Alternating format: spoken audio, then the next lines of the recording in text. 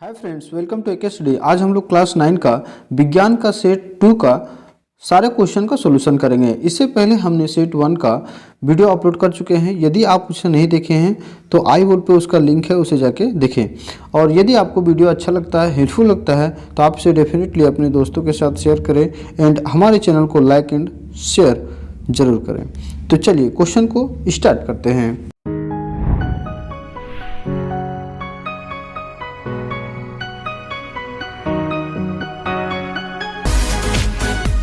Question number 1 में लिखा हुआ है, स्वचालित वाहनों में एक यंत्र लगा होता है जो उसके द्वारा तय की गई दूरी को प्रदर्शित करता है। इस यंत्र को कहते हैं, तो इस यंत्र को ओडोमीटर कहते हैं। इस तरीके से इसका आंसर हो जाएगा option number A. Question number 2 में लिखा हुआ है, सरल रेखीय गति का उदाहरण है। तो सरल रेखीय गति का उदाहरण है सड़क पर कार की गति। सड़क पर कार की गति हमेशा सीधा होता है। ठीक है, इस तरीके से इसका आंसर हो जाएगा ऑप्शन नंबर बी।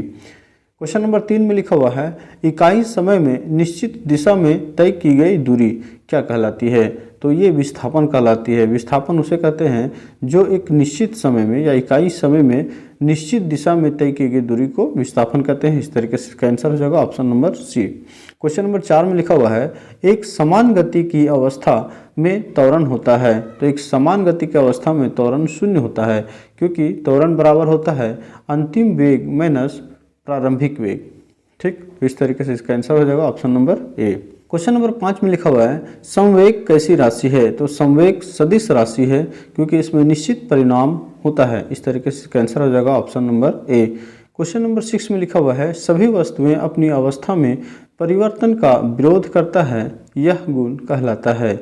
यह गुण जड़त्व कहलाता है, क्योंकि वस्तु का द्रव्यमान जितना ज़्यादा होगा उसका जड़त्व उतना ही ज़्यादा अधिक होगा। तो इस तरीके से इसका आंसर हो जाएगा ऑप्शन नंबर बी। संवेग का एसआई मात्रक क्या है। तो संवेग का एसआई मात्रक होता है किलोग्राम मीटर प्रति सेकेंड। इस तरीके से इसका आंसर हो जाएगा option number A. Question number 8 में लिखा हुआ है, यदि दो वस्तु ए और बी के द्रव्यमान क्रमशः 6 किलोग्राम तथा 34 किलोग्राम हो, जड़त्व किसका ज़्यादा होगा। तो आप यहाँ पे देखिए, ए का द्रव्यमान 6 केजी है और बी का द्रव्यमान 34 केजी है। तो बी का द्रव्यमान जो होगा ए से ज़्यादा होगा। तो ऑप्शन नंबर बी हो जाएगा, बी का जड़त्व ए से अधिक होगा। ठीक, जिसका वजन जितना ज़्यादा होगा उसका जड़त्व भी उतना अधिक होगा। तो इस तरीके से इसका आंसर हो जाएगा ऑप्शन नंबर बी। नंबर 9 में लिखा हुआ है, न्यूटन का कौन सा गति नियम ही गति का वास्तविक नियम है। तो गति का प्रथम नियम जो है वही गति का वास्तविक नियम है। इस तरीके से आंसर हो जाएगा option number A. Question number 10 में लिखा हुआ है, पृथ्वी के गुरुत्वीय त्वरण जी का मात्रक होता है। तो जी का मात्रक होता है मीटर प्रति सेकेंड स्क्वायर। इस तरीके से इसका आंसर हो जाएगा option number B. Question number 11 में लिखा हुआ है, पृथ्वी सूर्य के चारों ओर चक्कर लगाती है, यह किस बल के कारण होती है। तो पृथ्वी जो है सूर्य के चारों ओर चक्कर लगाती है, वह गुरुत्वाकर्षण बल के कारण लगाती है। इस तरीके से इसका आंसर हो जाएगा option number A. Question number 12 में लिखा हुआ है, सार्वत्रिक गुरुत्वीय स्थिरांक जी का एसआई मात्रक क्या है।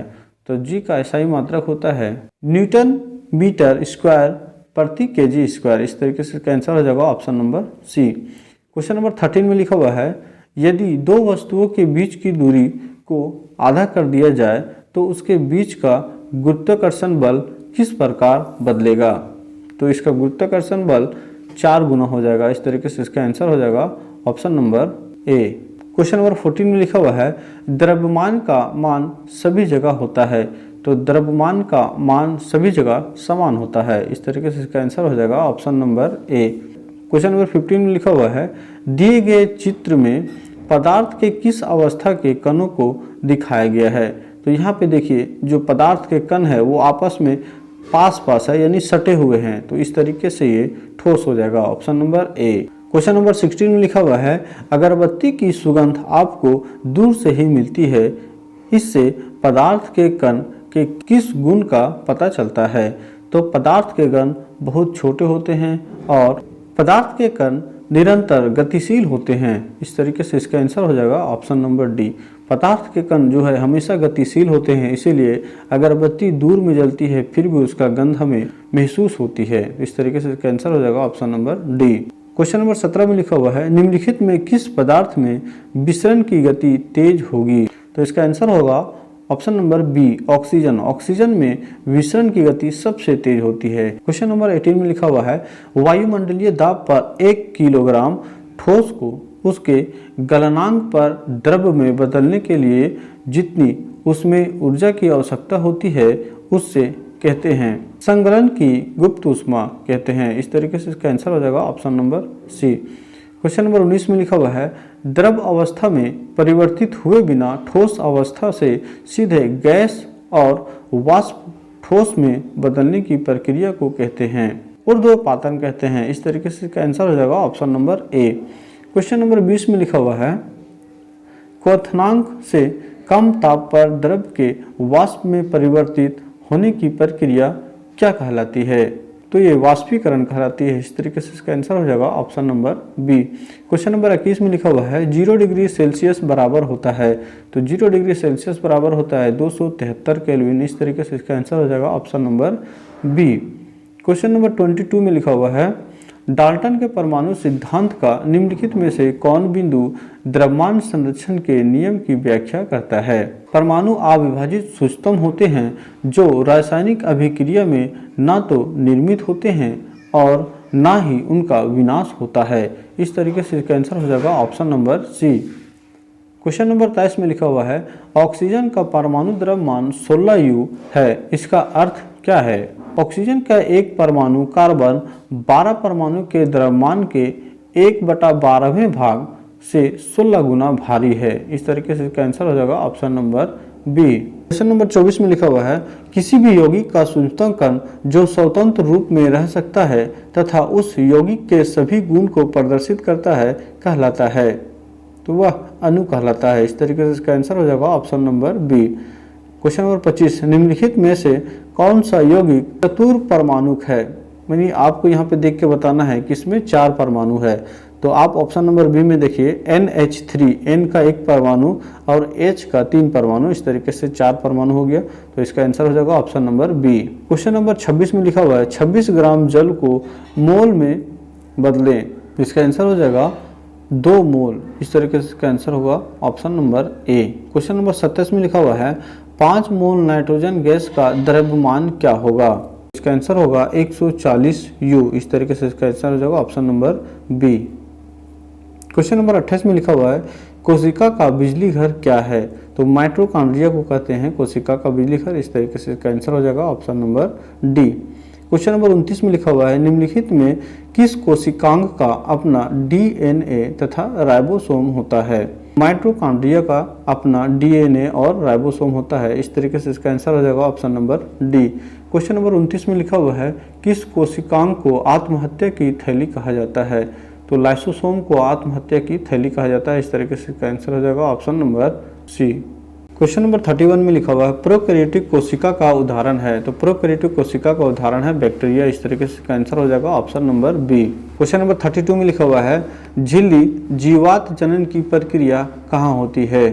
तो इसका आंसर होगा अंतःद्रावी जालिका। इस तरीके से इसका आंसर हो जाएगा option number A. Question number 33 में लिखा हुआ है अर्धसूत्री विभाजन से संतति कोशिकाओं की संख्या क्या होती है। 4 होती है। इस तरीके से इसका आंसर हो जाएगा option number D. Question number 34 में लिखा हुआ है एक जीव में गुणसूत्रों की संख्या 18 है। उस जीव के अंडे में गुणसूत्रों की संख्या कितनी होगी। तो इसका आंसर हो जाएगा ऑप्शन नंबर बी 9 होगा। एक क्वेश्चन की तरफ बढ़ते हैं। क्वेश्चन नंबर 35 में लिखा हुआ है पौधों में जल एवं खनिज लवण का संवहन कौन करता है। तो जल की बात कर रहा है तो जाइलम होगा। इस तरीके से इसका आंसर हो जाएगा ऑप्शन नंबर ए।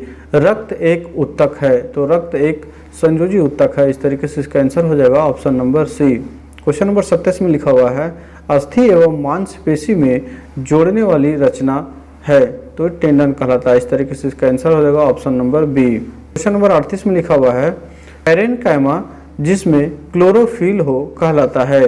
तो इसका आंसर हो जाएगा क्लोरेन्काइमा। इस तरीके से इसका आंसर होगा ऑप्शन नंबर सी।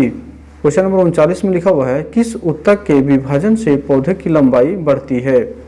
तो इसका आंसर होगा विभाज्योत्तक जो ऑप्शन नंबर ए में दिया हुआ है। क्वेश्चन नंबर 40 में लिखा हुआ है मुख गुहा की आंतरिक सतह किस उत्तक की बनी होती है। इसका आंसर होगा एपिथेलियम ऊतक। इस तरीके से इसका आंसर हो जाएगा ऑप्शन नंबर ए। तो आई होप आपको वीडियो अच्छा लगा हो, हेल्पफुल लगा होगा। तो वीडियो को लाइक करें एंड अपने दोस्तों के साथ डेफिनेटली शेयर करें। प्यारे बच्चों, सभी क्लास के वीडियो चैप्टर वाइज देखने के लिए हमारे चैनल को सब्सक्राइब करें, साथ ही बेल आइकन को ऑन कर लें। उसके बाद एक के स्टडी को टच करें, उसके बाद आप होम पेज पर आ जाएंगे। होम पेज में आने के बाद प्लेलिस्ट को टच करें। प्लेलिस्ट को टच करेंगे तो यहाँ पे क्लास वाइज वीडियो को अपलोड किया गया है, उसे आप पूरे चैप्टर वाइज देख सकते हैं। Thanks for watching. एक के स्टडी ऑलवेज विथ यू।